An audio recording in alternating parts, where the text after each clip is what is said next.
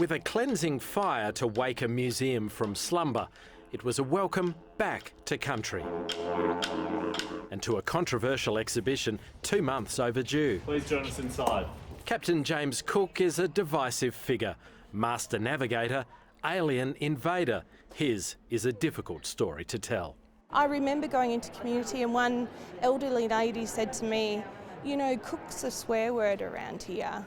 And she was absolutely dead set, serious about this, and it was a warning to say, this is a really difficult conversation. It's 250 years since Cook's seminal voyage along Australia's east coast.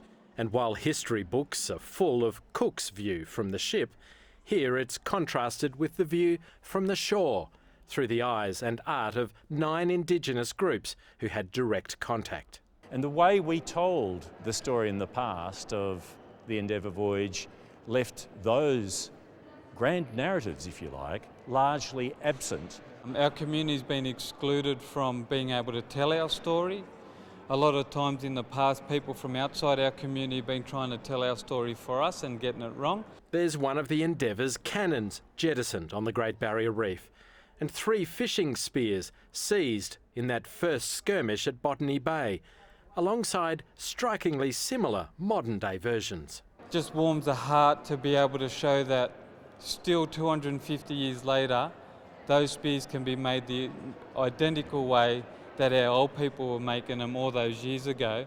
But what of James Cook, the man who's become the myth? He's been risen to sort of almost godlike status in some ways.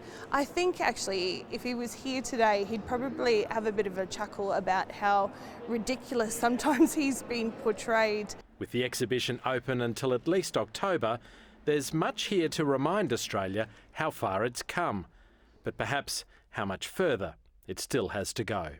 Craig Allen, ABC News, Canberra.